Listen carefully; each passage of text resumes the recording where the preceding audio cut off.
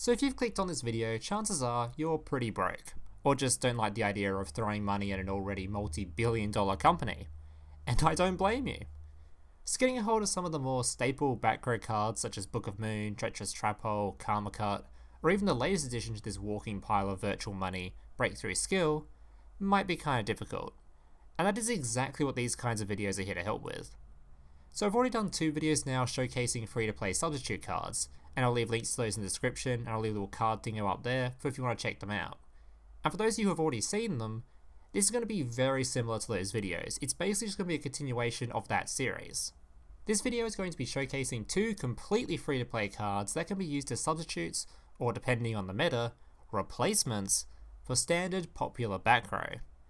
Now just as a friendly reminder that if you are enjoying any of the content you're watching or find any of it useful, so please leave a like on the video down below, and consider subscribing to the channel whilst you're down there. Especially if you want me to continue making more videos like this one, as it's definitely the best way to show me that you want more. Also, I'm getting pretty close to 50k now, so I'd really appreciate all the subs I can get. It's completely free and you can unsub at any time. Alright, so the cards we're going to be showcasing today are the Continuous Traps, Shadow Imprisoning Mirror, and Light Imprisoning Mirror, which are simply both obtainable for free as level up rewards when leveling Loomis and Umbra. Now both these cards are exceptionally powerful cards, as they essentially negate the use of an entire attribute until they are removed. Shadow Imprisoning Mirror simply reads, negate all dark monster effects activated on the field or in the graveyard. Likewise, Light Imprisoning Mirror does the exact same thing, but just for light monsters. Now normally I would advise against using cards that are so specific, at least for ladder play, as obviously you're not always going to go up against the same matchups or the matchups you want, since ladder is extremely diverse compared to something like a tournament. But in the current meta, and honestly most metas, I feel like these cards are a little bit of an exception to this rule, as in Duel Links, just about every single deck uses a light or a dark monster. Don't believe me? Well, let's go take a look at the current meta and see how many decks these cards would actually impact. So let's start with Onomats. Utopic, Sister, Head are all either light or dark monsters, and being able to negate Head can be completely game changing. And I just want to quickly point out, their entire extra deck is either light or dark. So effectively, even if you only get to activate one of these trap cards, you'll be halving the amount of extra deck options the Onomat player can go for. Alright, let's move on to another deck. Gaia. Now these trap cards may have absolutely zero impact on this deck's boss monster, but being able to negate Gaia the Magical Knights effect? That's just a game win on its own, as your opponent will simply be unable to summon their boss monster.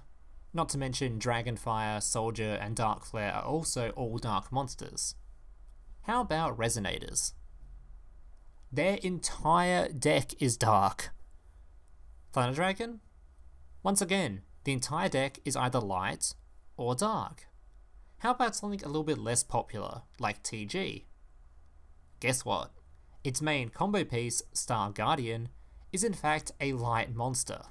Seriously, even if we're talking specifically ladder play and not tournament meta, Blue Eyes is the most popular deck.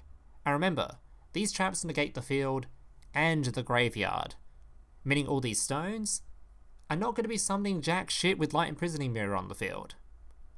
Also, just wanted to kind of point out that this tournament topping deck list I'm currently showing on screen right now is actually main decking one of the 2 cards I'm talking about. So you get the picture. Just about every popular deck, at least right now in Duel Links, runs light or dark monsters, with the exception of maybe Harpy. But even then, at least they run a couple of Xyz monsters in the extra deck you could try and negate, if your back row somehow manages to survive the onslaught of Harpy's Hunting Ground. Now before I hype these cards up too much, let me briefly go through the downsides as well, just so you're aware of them. These cards are essentially the definition of high risk, high reward. The first major downside of these cards is obviously they're a lot less versatile than your typical back row. Obviously a card like Treacherous Trap Hole or Book of Moon is generally a better card, because no matter what the matchup, they are always going to be usable. Whereas the Imprisoning Mirrors are just simply not. I would argue that against a ton of decks, Imprisoning Mirrors can be infinitely more impactful than a Book of Moon or a Treacherous, since the mirrors can just completely disable entire archetypes. But that's just an example of a high reward you get for running the risk of playing a card that might be completely worthless the very next duel if you face someone who just doesn't focus on light or dark monsters. The next major downside is of course that these are both trap cards, and both of them don't inherently remove anything. The fact these are trap cards means unlike something like Book of Moon, if you draw this going second, its impact is going to be significantly less against certain matchups. For example, if you draw this going second versus Gaia, they most likely would have already summoned their Wind boss monster before you got a chance to negate their Gaia the Magical Knight. To be fair though, if you do remove his boss monster, a Light Imprisoning Mirror would lock him out of summoning another one through standard means, but you get the picture. Another example would be if you go second versus a Blue Eyes deck. Chances are he would have already used his stones to summon a couple of big Blue Eyes, and to deal with this, your trap card isn't all that great. Since Light Imprisoning Mirror doesn't inherently remove anything, unlike a Treacherous Trap Hole, you would need to find another way to remove these big boys. Then the Imprisoning Mirror can lock him out for the rest of the game. The final major downside of these cards is that they are continuous effects. And this is also obviously an upside to the cards since it means their effects can lock your opponent infinitely. But in some scenarios it can also be a pretty annoying downside. So a normal negate trap such as Divine Wrath is a counter trap, meaning it's a spell speed 3, and only other counter traps can be chained to it. The Imprisoning Mirrors on the other hand are continuous traps, meaning your opponent can chain whatever they like to the activation, and unfortunately the other downside of continuous effects is if they are removed, they are basically negated. For example, if your opponent summons a Red Rising and attempts to activate its effect, in response you reveal a Shadow Imprisoning Mirror in an attempt to negate it.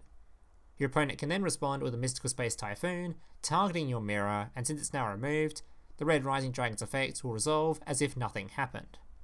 But other than that, there isn't really a whole lot of downsides to running these cards, so if you're looking for replacements of some of the more standard meta back row cards, just keep these cards in mind, as even if they are not the best trap cards in the game, under the right conditions, they may just win you games solo.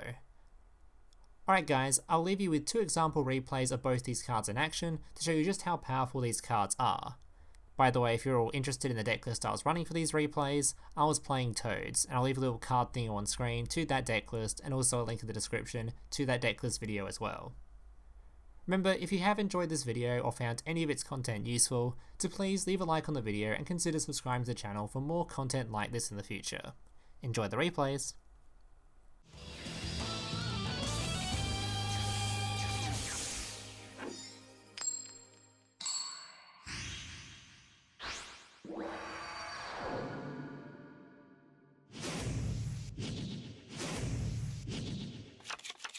Duel!